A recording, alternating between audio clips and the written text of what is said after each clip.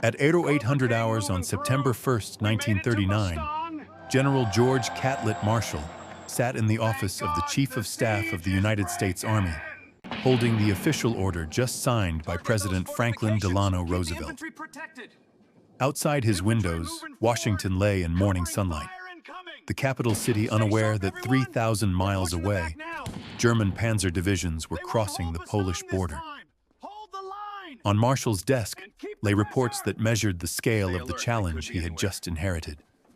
The United States Army ranked 17th in the world in military strength, smaller than the armies of Portugal, Romania, and Spain. 174,000 soldiers scattered across 130 posts and stations worldwide, most of them under strength, most of them equipped with weapons from the First World War, most of them performing garrison duties and ceremonial functions rather than serious military training. Marshall was 68 years old. He had been a junior officer in France during the Great War, serving on the staff of the American Expeditionary Forces. He had planned the Meuse-Argonne offensive, moving 500,000 soldiers into position for the largest battle in American history until that moment. He had watched American units take catastrophic casualties in frontal assaults against prepared German positions. He had seen talented officers fail because they could not adapt to rapidly changing battlefield conditions. He had witnessed the consequences of rigid centralized command structures that could not respond fast enough to tactical realities evolving faster than messages could be transmitted up and down the chain of command. President Roosevelt had passed over 33 more senior generals to select Marshall. The military establishment was shocked. Marshall was not the most senior officer. He was not from the most prestigious military family. He was a professional soldier who had spent his career in staff positions rather than commanding troops in the field. But Roosevelt saw something in Marshall that the establishment had missed. Roosevelt saw a man who understood that the next war would be fundamentally different from the last, that American forces would need to fight differently, that the old methods would fail. Marshall understood this immediately. He understood that the United States would eventually be drawn into the war in Europe. He understood that American forces were completely unprepared. Building an effective army would require more than simply buying equipment and recruiting soldiers. It would require changing how the American military thought about warfare itself. It would require a transformation so fundamental that it would reshape how American soldiers thought, how American officers made decisions, how American units responded to combat. The foundation for this transformation had been laid years earlier at Fort Benning, Georgia. From November 1927 to June 1932, Marshall had served as assistant commandant of the infantry school at Fort Benning. During those 4.5 years, he had revolutionized how the United States Army trained its infantry officers. 200 future generals passed through Fort Benning as students or instructors during Marshall's tenure. Men like Omar Nelson Bradley, who would command American forces in Europe. Men like Joseph Warren Stilwell, who would fight the Japanese in Burma. Men like Matthew Bunker Ridgway, who would command airborne divisions. Men like Walter Bedell Smith, who would serve as Eisenhower's chief of staff. These were not yet famous men when they passed through Fort Benning. They were junior officers, many of them uncertain about their careers, many of them skeptical about the radical changes Marshall was implementing. Marshall's approach to officer training was revolutionary for its time. He had stripped away the complex formal tactical problems that had dominated military education. Officers studying at Fort Benning for decades before Marshall had spent weeks solving elaborate scenarios involving terrain maps, unit dispositions, supply lines, and enemy movements. Officers were expected to write detailed solutions to these problems, following established procedures, consulting regulation manuals, creating written orders that conformed to proper military format. Officers who could quote field manuals received high marks. Officers who followed procedures precisely received commendations. Marshall had seen this system produce competent peacetime officers and disastrous combat commanders. In the First World War, officers trained in this system had encountered battlefield situations that did not match any scenario they had studied. Communications had broken down. Terrain had not matched maps. Enemy movements had proven unpredictable. Officers who had been trained to follow detailed procedures had become paralyzed when those procedures no longer applied. They had waited for orders from higher headquarters while the tactical situation changed faster than messages could be transmitted. They had hesitated while the enemy consolidated gains. They had died while calculating correct procedures. Marshall eliminated the elaborate scenario problems. He replaced them with something radically different. Officers would be given minimal information about a situation. They would be given a time limit, sometimes as short as 5 minutes.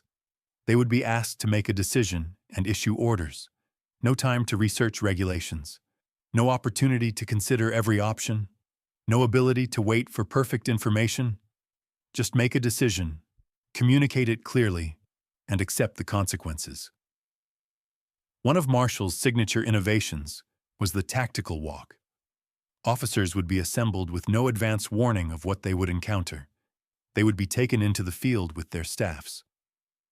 At various points during the walk, an instructor would present a problem. Your unit is here. Enemy forces have been reported in this direction. What are your orders? The officer had 5 minutes to assess the terrain, determine a course of action based on incomplete information, and issue verbal orders to an imaginary unit. The walk would continue. Another problem would be presented from a different direction. Another 5 minutes to think. Another set of orders to issue. The training was designed to simulate the confusion and time pressure of actual combat. Officers could not prepare elaborate written orders. They could not request additional time to gather more information. They could not wait for instructions from higher headquarters. They had to think quickly, decide rapidly, and communicate clearly under pressure. Officers would complete the tactical walk exhausted, having made dozens of decisions under severe time constraints with incomplete information. Marshall also changed how officers were evaluated. Traditional military education emphasized knowledge of regulations and procedures. Officers who could recite field manuals and explain proper forms received high marks. Marshall emphasized practical judgment. Officers who could make sound tactical decisions under pressure and communicate those decisions clearly received high marks, even if they could not quote regulations perfectly. Officers who hesitated, who asked for more information, who wanted to consult manuals before acting, received low marks. The message was clear. In combat, a good decision executed immediately was better than a perfect decision that came too late. Marshall also taught a specific tactical philosophy. When a unit was attacked, the immediate response should be to counterattack. Do not wait to assess the full situation. Do not wait for reinforcements. Do not wait for orders from higher headquarters. Identify where the enemy is, fix them in place with fire, and assault their position before they can consolidate their gains. This emphasis on immediate counterattack was based on Marshall's analysis of First World War combat. He had observed that German forces were most vulnerable immediately after an attack when they were disorganized, low on ammunition, and uncertain about American strength and dispositions. If American forces counterattacked immediately, they could often retake lost positions before the Germans could establish defensive positions and sight their machine guns. But if American forces waited, if they organized a careful, deliberate counterattack, the Germans would bring up reinforcements, establish defensive lines, and sight their weapons. What could have been retaken in minutes would require hours of costly fighting. The transformation at Fort Benning extended beyond tactical training. Marshall changed the culture of the institution. He told instructors that their job was to teach officers how to think, not what to think. He told students that in combat there would never be perfect information, never enough time, never ideal conditions. Officers had to be trained to act decisively despite uncertainty. This was a revolutionary message in a military institution that had spent generations emphasizing procedure and regulation. By the late 1920s and early 1930s, the officers who had passed through Fort Benning under Marshall's command began taking positions throughout the Army. They became instructors at other schools. They became commanders of training units. They spread Marshall's methods throughout the American military structure. By the time Marshall became Chief of Staff in 1939, officer training across the United States Army had shifted toward emphasizing initiative, rapid decision-making, and aggressive action. Marshall's first act as Chief of Staff was ruthless. He began removing officers who did not share his vision of how American forces should fight. Officers who had spent decades in the Army, who had fought in the First World War, who had spent years studying military history and doctrine. Marshall relieved more than 600 officers before American forces entered combat overseas. This included generals, colonels, and senior staff officers.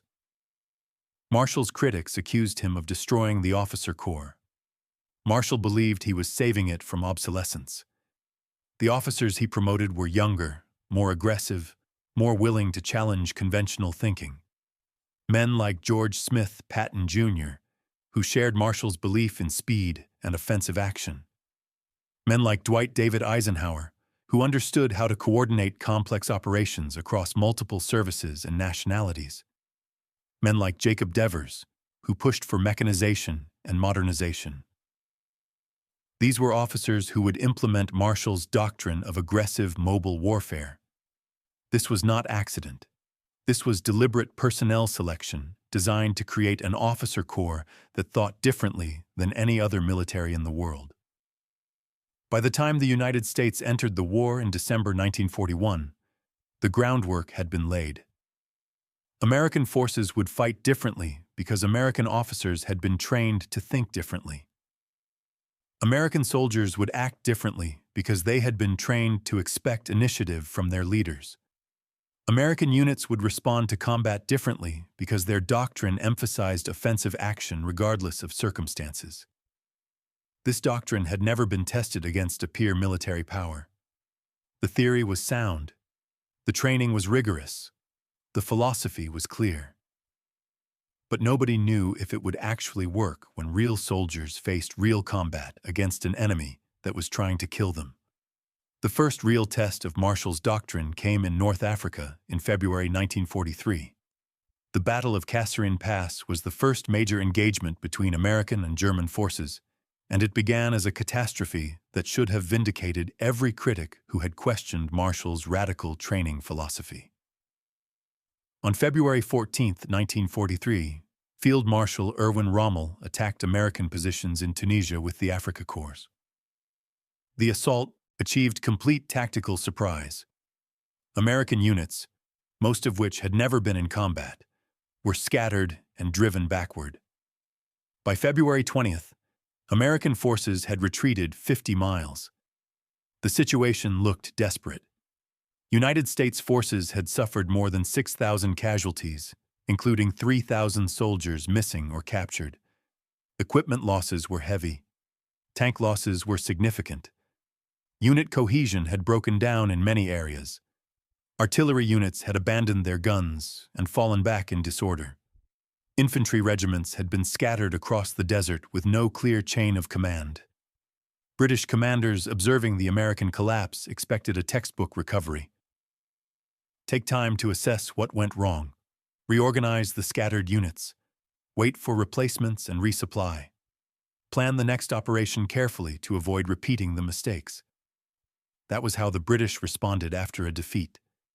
That was how every other army in the world responded. You consolidated, you reorganized, you prepared deliberately before resuming operations. American forces did not wait. Within 24 hours of the worst fighting, American artillery units that had retreated in disorder were back in action, firing in support of infantry counterattacks. Tank units were refueling and rearming, preparing to engage again. Infantry regiments that had been scattered across the desert were reforming and moving back toward the enemy. The response was not delayed. It was not careful. It was not deliberate. It was immediate. By February 22nd, just 8 days after the peak of the German assault, American counterattacks had stopped the German advance. By February 24th, American forces had recaptured all the territory they had lost in the initial breakthrough. Rommel withdrew, having failed to achieve his operational objectives. The Germans had demonstrated superior tactical skill in the initial assault. The Americans had demonstrated something different: the ability to absorb a defeat and counterattack immediately, without waiting for perfect conditions. General Harold Alexander, the British officer who took overall command of all Allied forces in North Africa after Kasserine Pass, was impressed and appalled in equal measure. Impressed by American resilience and aggressive spirit. Appalled by what he saw as reckless haste and poor coordination. British doctrine said you needed weeks to recover from a defeat on the scale of Kasserine Pass. The Americans had recovered in days. General George Patton, who took command of II Corps after Kasserine Pass, reinforced this aggressive approach. Patton told his officers that the way to recover from a defeat was to attack immediately. Make the enemy worry about what you are going to do to them, not what they are going to do to you. Within 1 month, American forces won the Battle of Gafsa, their first clear tactical victory against the Wehrmacht. The contrast with other Allied armies was becoming evident. The British, fighting in North Africa since 1940, had perfected defensive tactics based on their First World War experience. British doctrine emphasized establishing strong defensive positions with mutually supporting fields of fire. When attacked, British units would hold their ground, call for artillery support, and wait for reserves to be organized for a deliberate, carefully planned counterattack. This deliberate approach took time, hours, sometimes days.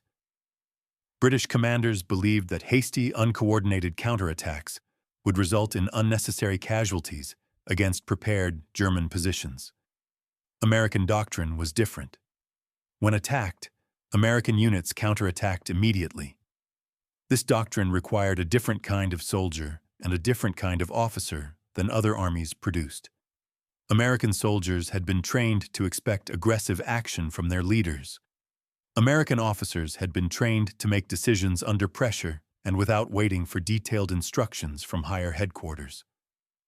American units had been trained to operate independently, to exploit opportunities, to maintain offensive momentum even when circumstances were uncertain. The training had worked. The doctrine had worked. American forces that had been scattered and defeated in February had regrouped and counterattacked by March. This was not tactical brilliance. This was the direct result of how American officers and soldiers had been trained. They expected to attack. They did not expect to wait. They did not expect to accept a defeat as final. The consequences of Kasserine Pass were significant, but not in the way British or German observers expected. The American defeat did not demonstrate the failure of Marshall's training doctrine. It demonstrated that the doctrine could survive defeat and maintain offensive momentum even after a catastrophic setback. German commanders noted this in their after-action reports. American forces are more aggressive and more willing to accept risk than British forces. When American units are defeated, they counterattack immediately. When American commanders make decisions, they do not wait for perfect information. This makes American forces more unpredictable and more difficult to defeat than their First World War counterparts. The American tactical philosophy was formally codified in Field Manual 105 Operations, published in 1941. The manual stated clearly that offense was the decisive form of combat. Defense was temporary, used only to economize force in one area while attacking in another, or to gain time before resuming the offensive. The manual emphasized that when defending, units should conduct aggressive counterattacks to disrupt enemy attacks and regain lost ground. This was fundamentally different from Allied doctrine. The manual also established that commanders at all levels should exercise initiative. Orders established the commander's intent. Subordinate commanders were expected to interpret that intent and act accordingly, without waiting for detailed instructions about exactly how to accomplish the mission. This doctrine required a different kind of training than other armies provided. At infantry replacement training centers across the United States, recruits spent 13 weeks learning to be soldiers. A substantial portion of that training focused on battle drills that emphasized aggressive action, react to ambush, assault a fortified position, conduct a hasty attack, clear a building. Every drill emphasized immediate offensive action. The training was physically exhausting and mentally demanding. Recruits marched 20 miles with full equipment, then immediately assaulted an objective. They dug foxholes, then got ordered to abandon them and attack in a different direction. They learned that there was no time to rest, no time to wait for perfect conditions, no time to get every detail right. You acted with what you had when you could. You adapted when circumstances changed. You maintained offensive momentum even when the situation was uncertain. Officer training at Fort Benning was even more intensive. The Infantry Officer Candidate School compressed the equivalent of 4 years of college-level military education into 3 months. Candidates were constantly evaluated on their ability to make rapid decisions under pressure, to lead soldiers in realistic tactical exercises, and to adapt to unexpected changes in the tactical situation. Instructors created scenarios where there was no perfect solution, no time to gather all relevant information, no opportunity to coordinate perfectly with adjacent units. Young officers had to make decisions with incomplete information and accept the consequences. The training was designed to produce officers who would take initiative and accept risk, rather than waiting for guidance from higher headquarters. By the time American forces landed in Normandy on June 6, 1944, this training had been refined through campaigns in North Africa, Sicily, and Italy. Junior officers knew to take initiative. Soldiers knew to counterattack immediately when hit. The culture of aggressive offense was deeply embedded at all levels. American units had developed a distinct tactical approach that differed fundamentally from British, German, and Soviet approaches. Soviet doctrine was different. The Red Army called for massive artillery barrages before any offensive operation. Overwhelming force concentrated at decisive points and centralized control from higher headquarters. Soviet counterattacks involved thousands of tanks and hundreds of thousands of soldiers moving according to detailed plans coordinated at army level. This approach worked against the Vermacht. It required enormous casualties to achieve objectives, but it worked. German doctrine had pioneered blitzkrieg, the combination of fast-moving armor, coordinated air support, and concentrated artillery fire. German doctrine emphasized rapid penetration and exploitation of breakthroughs. German commanders were empowered to make decisions and take initiative. But German doctrine also emphasized careful planning and detailed coordination before major operations. German attacks were planned in detail. German forces understood their exact objectives. German supplies were calculated to support specific operations. When a German operation succeeded, it succeeded spectacularly.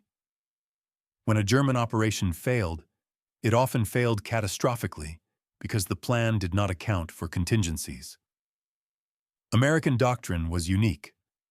It emphasized immediate action by forces in contact.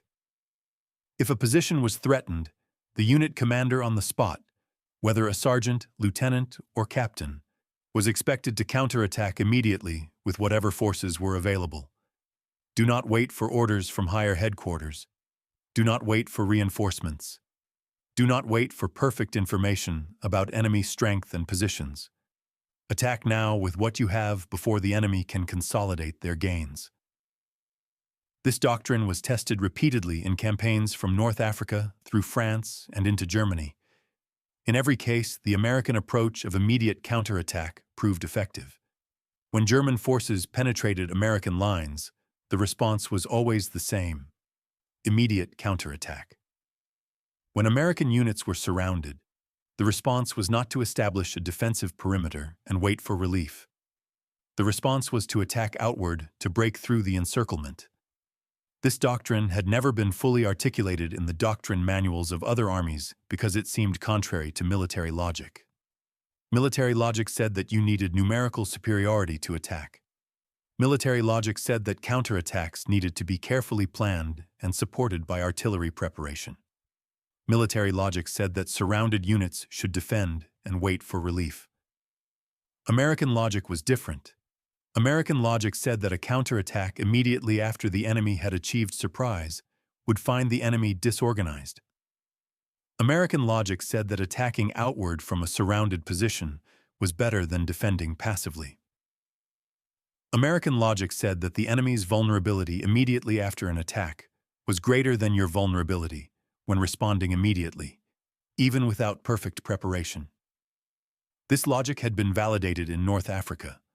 It had been validated in Sicily. It had been validated in Italy. By December 1944, it would face its most dramatic test in the Ardennes forest of Belgium, where American forces surrounded in the town of Bastogne would demonstrate exactly how Marshall's training doctrine translated into combat behavior when American soldiers faced their greatest crisis. At 05:30 hours on December 16, 1944, German forces launched the largest offensive they would mount in the West during the entire war. 30 divisions, 250,000 men, nearly 1,000 tanks and assault guns. The attack achieved complete tactical surprise along an 85-mile front in the Ardennes forest of Belgium and Luxembourg. Weather conditions favored the Germans. Heavy snow, freezing temperatures, dense fog that grounded Allied aircraft and negated American air superiority that had dominated the skies since June. German armor advanced rapidly through thinly held American positions. Some American units broke and ran. Others were surrounded and destroyed. Within 48 hours, German forces had created a bulge 50 miles deep into the Allied front. The situation looked catastrophic to every military observer who understood the mathematics of warfare. American forces were scattered and retreating. German armor was driving toward the Meuse River and the vital port of Antwerp. If the Germans reached Antwerp, they would split the Allied armies and potentially force a negotiated peace that would allow Germany to continue the war. But three things happened that German planners had not anticipated. First, small American units throughout the Ardennes immediately began mounting local counterattacks. At dozens of crossroads and villages, American forces that had been bypassed or surrounded did not surrender or retreat to the rear. They counterattacked. A rifle company surrounded near Foy organized a hasty attack against German positions attempting to move through the village. A tank platoon cut off near Bastogne attacked German infantry before they could consolidate. A squad of engineers at a crossroads near Elsenborn organized an ambush of German supply columns. These small unit actions bought time. Every hour the Germans were delayed allowed more American forces to move into position. Every counterattack forced German units to deploy from march column into combat formation, slowing their advance. The cumulative effect of hundreds of small, often unsuccessful counterattacks was to disrupt the German timetable and prevent them from achieving the rapid breakthrough their plan required. German commanders found themselves fighting not a coordinated defensive position, but 1,000 scattered American units, each one attacking instead of defending, each one creating delay and friction. Second, American commanders immediately began organizing large-scale counterattacks without waiting for the overall situation to be clear. Within 24 hours of the initial German attack, General Dwight Eisenhower, Supreme Allied Commander, was moving entire divisions toward the breakthrough, not to establish defensive positions, but to counterattack. On December 19, 1944, Eisenhower met with his senior commanders at Verdun, France. The meeting began at 1100 hours. Present were Lieutenant General Omar Bradley, commanding 12th Army Group, Lieutenant General Jacob Devers, commanding 6th Army Group, Lieutenant General George Patton, commanding 3rd Army, and senior staff officers. The room was cold. A brazier provided minimal heat. Officers kept their overcoats on. Eisenhower opened the meeting by saying that the present situation should be regarded as one of opportunity for the Allied forces, not disaster. The Germans had come out of their fortifications. Now they could be attacked and destroyed in the open. This was exactly the kind of opportunity that mobile warfare provided. Eisenhower turned to Patton and asked how soon Third Army could counterattack north into the German flank. Patton said he could attack with 3 divisions in 48 hours. The room went silent. Every officer present understood the implications of what Patton had just said. Third Army was 100 miles south of the breakthrough. Third Army was fully engaged in offensive operations toward the German border in the Saar region. Third Army was strung out along supply lines stretching south toward France. To counterattack into the Ardennes, Patton would have to disengage his entire army from its current offensive, execute a 90-degree turn to the north, and attack into the German flank. This required moving hundreds of thousands of men, thousands of vehicles, repositioning artillery, rerouting supply lines, coordinating with other Allied units. The logistics alone seemed impossible. British and German military planners estimated such a maneuver would take at least 2 weeks, possibly a month. Moving an entire army required careful planning, detailed logistics coordination, methodical execution. You could not simply turn an army 90 degrees and attack in 48 hours. It was tactically impossible. It violated every principle of military organization and logistics. Eisenhower looked skeptical. He said, "Do not be fatuous, George." He ordered Patton to attack with 3 divisions on December 22nd, giving him 72 hours instead of 48. 72 hours to move an entire army 90 degrees and attack into prepared German defenses. The order seemed to reflect the same kind of unrealistic optimism that had led to defeats throughout the war. What Eisenhower did not know was that Patton had anticipated this request. Before leaving for Verdun, Patton had ordered his staff to prepare 3 contingency plans for turning north. The plans were codenamed Nickel, Dime, and Cent, corresponding to different axes of advance. When Eisenhower gave the order, Patton's staff simply executed the plan they had already prepared. But executing the plan still required extraordinary effort and coordination that most military organizations would have considered impossible. Third Army staff officers worked through the night of December 19th and the entire day of December 20th, issuing orders. Regimental commanders disengaged from their current operations and began moving north. Battalion commanders organized their units for movement while still in contact with the enemy. Company commanders rerouted supply convoys on their own initiative. Supply officers worked through the night, establishing new logistics routes. Artillery units displaced their guns, moved north, and prepared to fire in support of the counterattack. Nobody waited to be told exactly what to do. They knew the mission. Attack north. They figured out the details themselves. This was exactly what Marshall's training doctrine was designed to produce. Junior leaders who could execute complex operations without detailed direction from higher headquarters. At 0630 hours on December 22nd, 66 hours after the Verdun meeting, 3 divisions of Third Army attacked north into the German flank. 4th Armored Division led the advance, driving toward Bastogne, where American forces had been surrounded since December 20th. The relief of Bastogne was not the primary objective of Third Army's counterattack. The primary objective was to disrupt the German offensive, to force German forces to react to American attacks instead of pursuing their own offensive objectives. But Bastogne held symbolic and strategic importance. The town controlled 7 roads converging from different directions. Whoever controlled Bastogne controlled movement throughout the region. The Germans needed those roads for their offensive. They had to capture Bastogne or their advance would stall. The defense of Bastogne itself demonstrated American tactical doctrine in action in its purest form.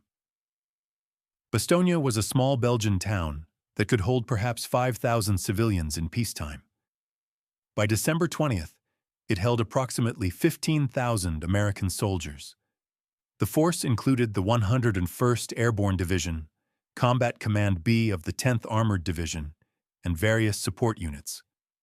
They were surrounded by 7 German divisions, totaling more than 45,000 soldiers with heavy armor and artillery support. The mathematical disparity was overwhelming. American forces were outnumbered 3-1. American forces were surrounded. American forces had limited ammunition and supplies. American forces had no air support due to weather. Every conventional military principle suggested they should establish a defensive perimeter and wait for relief. American forces did the opposite. They attacked. Throughout the siege, American units conducted continuous offensive operations. When German forces probed the defensive perimeter, American units did not simply repel the attack. They counterattacked to push the Germans back and inflict casualties. When German artillery positions were located, American units organized raids to attack them. When German infantry attempted to infiltrate the lines, American patrols went out to hunt them down. The aggressive counterattack doctrine was practiced by soldiers throughout the Bastogne perimeter, from company commanders down to individual squad leaders. On December 23rd, German infantry from the 26th Volksgrenadier Division penetrated American positions near the village of Marvy on the southeastern edge of the perimeter. The penetration threatened to split the American defense and allow German armor to enter Bastogne from the east. Team O'Hara from Combat Command B of the 10th Armored Division, commanded by Lieutenant Colonel James O'Hara, immediately counterattacked. The team included M4 Sherman tanks, M5 Stuart light tanks, M18 Hellcat tank destroyers, armored infantry and half-tracks, and supporting engineers. They did not wait for orders from higher headquarters. They did not wait to assess German strength. They attacked immediately. The counterattack hit German infantry who were attempting to consolidate their penetration. American tanks rolled through German positions, firing high explosive and machine gun rounds. Armored infantry dismounted and cleared buildings. Engineers blew up German strongpoints with demolition charges. The fighting was close and brutal. American and German soldiers fought room to room in Marvy village, but within 2 hours, American forces had driven the Germans back and re-established the original defensive line. Similar actions occurred around the entire Bastogne perimeter.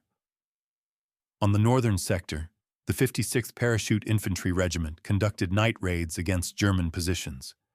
On the western sector, the 52nd Parachute Infantry Regiment attacked German artillery observation posts. On the southern sector, glider infantry from the 327th Glider Infantry Regiment ambushed German supply columns. These were not isolated incidents. They were consistent application of doctrine.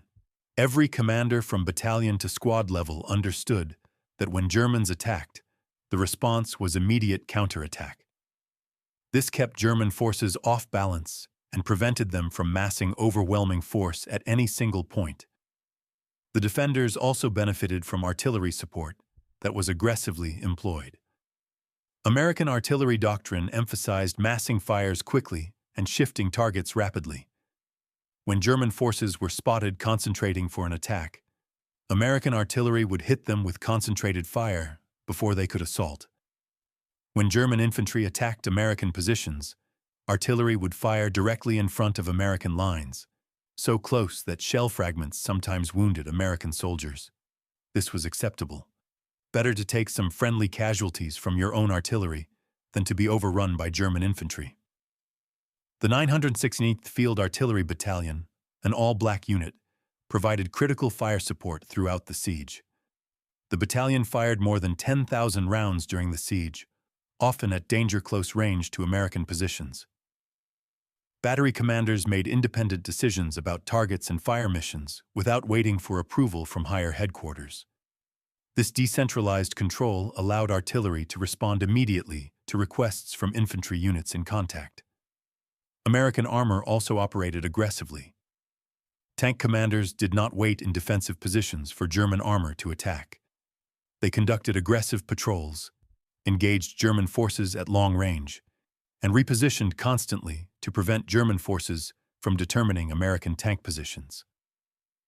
This mobile defense was more effective than static positions would have been, even though it consumed more fuel and wore out equipment faster. The aggressive tactics worked because American soldiers at all levels had been trained to think offensively. A private manning a machine gun position did not just defend his position. He looked for opportunities to attack German positions with fire. A sergeant commanding a squad did not just hold his section of line. He organized patrols to raid German positions. A lieutenant commanding a platoon did not just wait for orders. He assessed the situation and took action based on his understanding of the commander's intent. This tactical culture was the direct result of training that emphasized initiative at all levels. From basic training through advanced individual training through unit training, soldiers had learned that they were expected to act, not just follow orders. When circumstances changed, soldiers were expected to adapt without waiting for new orders. When opportunities appeared, soldiers were expected to exploit them without requesting permission. This was not unusual. It was standard operating procedure throughout the Bastogne defense. On December 22nd, when the German surrender demand arrived, the American response was not surprising given this tactical culture. Brigadier General Anthony McAuliffe, acting commander of the 101st Airborne Division, had been napping when his staff woke him with the German message. McAuliffe read the ultimatum. German forces demanded surrender. American position hopeless, surrounded, limited supplies. Surrender with honor or face annihilation. McAuliffe said one word: nuts. His staff thought this was his initial reaction, not his formal response. But McAuliffe insisted. That was his official reply. Nuts. Send it back to the Germans exactly as stated. Lieutenant Colonel Harry Kinnard typed the response to the German commander. Nuts. Colonel Joseph Harper delivered it personally to the German officers under the flag of truce. When the confused German officers asked what the word meant, Harper explained in clear terms. It means the same as go to hell. In plain English, it means no.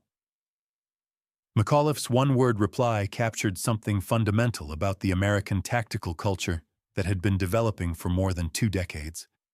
When surrounded, most armies defended and waited for rescue. Americans counterattacked. When offered terms of surrender, most armies considered the offer. Americans refused contemptuously. The attitude reflected the doctrine. The doctrine reflected the training. The training had been designed by a man named George Marshall, who had spent 5 years at Fort Benning teaching officers to think differently than officers from any other army in the world. The siege was lifted on December 26th, when elements of 4th Armored Division spearheading Patton's counterattack reached Bastogne. Lieutenant Colonel Creighton Abrams, commanding 37th Tank Battalion, led the breakthrough. His lead tank, nicknamed Cobra King, rolled into Bastogne at 1650 hours. The corridor was only a few hundred yards wide and came under immediate German fire, but it was enough. Supplies and reinforcements could reach the defenders. Ammunition could be delivered. Food and fuel could be brought forward. But the relief of Bastogne did not mean the fighting stopped. Units that had been defending the perimeter for 6 days immediately began attacking outward to expand the corridor and push German forces back. The 101st Airborne Division, which had just been relieved from a desperate siege, was conducting offensive operations by December 27th. German commanders were stunned. How could forces that had just survived a desperate siege immediately go on the attack? Where did they get the supplies? How were they organized so quickly? What kind of soldiers did not need time to recover before resuming combat? The answer was soldiers who had been trained since their first day in the army. That offense was the default. Defense was temporary. Rest came after the enemy was destroyed, not before. This pattern repeated throughout the Battle of the Bulge. American units were hit hard, fell back while counterattacking, reorganized quickly, and resumed offensive operations. There was no long pause for assessment and planning. The cycle of attack, defend, counterattack, attack again happened in hours, not days. By January 25, 1945, 41 days after the German offensive began, American forces had eliminated the entire Bulge and restored the front line. German forces had suffered between 85,000 and 100,000 casualties. More critically, they had lost tanks, trucks, artillery, and fuel they could not replace. The Wehrmacht in the West never recovered from the Battle of the Bulge. American casualties were also heavy. 19,000 killed, 47,000 wounded, 23,000 captured or missing, nearly 90,000 total casualties. But the Americans had achieved a decisive victory through aggressive, continuous offensive action. The tactical principles that saved Bastogne and won the Battle of the Bulge were the same principles Marshall had taught at Fort Benning in the 1920s. Take initiative. Act decisively with incomplete information. When hit, counterattack immediately. Maintain offensive action. Never give the enemy time to rest and reorganize. These principles had been tested in North Africa and validated. They had been applied in Sicily, Italy, and France. At Bastogne, they achieved their most dramatic expression. An American force outnumbered 3-1, surrounded, apparently hopeless, had responded not with passive defense but with continuous aggressive action that kept German forces off balance and exhausted. When relieved, they had immediately resumed the offensive. The doctrine had worked precisely as Marshall had designed it to work. American soldiers thought differently because they had been trained differently. American units fought differently because they had been taught to think differently. And American forces won the Battle of the Bulge not despite being outnumbered, but in a real sense because they understood that offense was the only true defense.